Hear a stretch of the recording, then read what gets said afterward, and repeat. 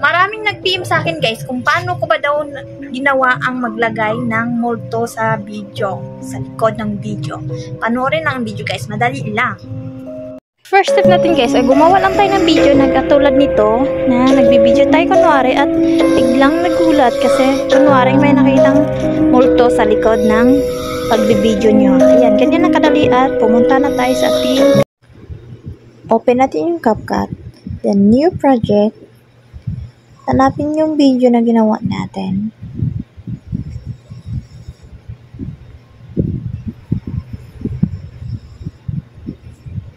Hanapin yung video na ginawa natin. Ayan. Add natin. Then dito, i-timing lang natin kung saan tayo. Kunwari may nakitang multo. Ayan, dito. And, click natin yung overlay. Ayan, overlay. Hanapin natin yung video na download natin galing sa YouTube. Eto. Add lang natin. So, mahaba man to. Putulin lang natin.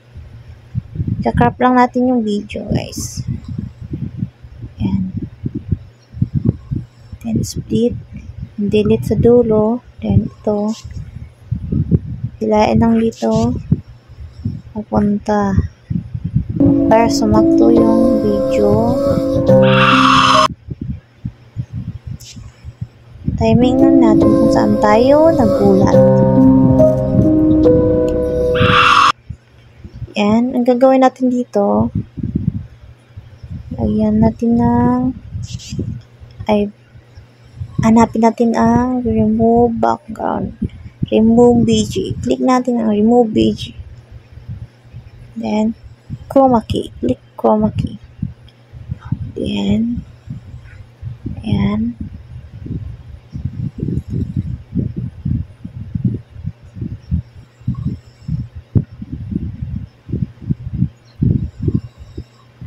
Then, pag okay na yung nagtanggal ng kulay, click na natin yung check.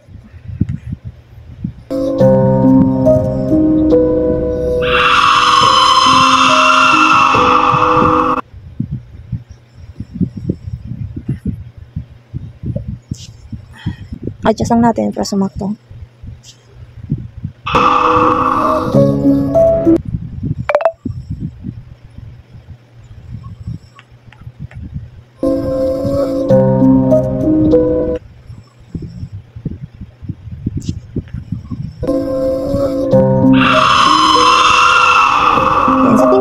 Na i-delete natin yung sobra, then split, then remove, then bubura natin yung CapCut logo kasi di na natin kailangan yan. Remove,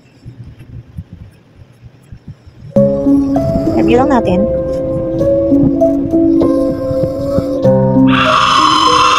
Ano pag open na, export lang natin.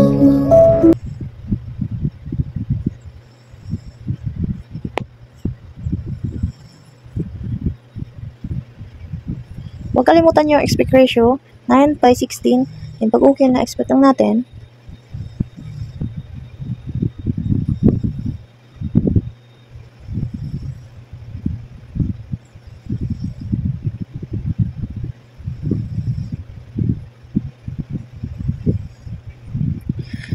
So, okay na ating video guys. Ganun lang kadali. Share sa iba guys para makatulong sa mga baguhan.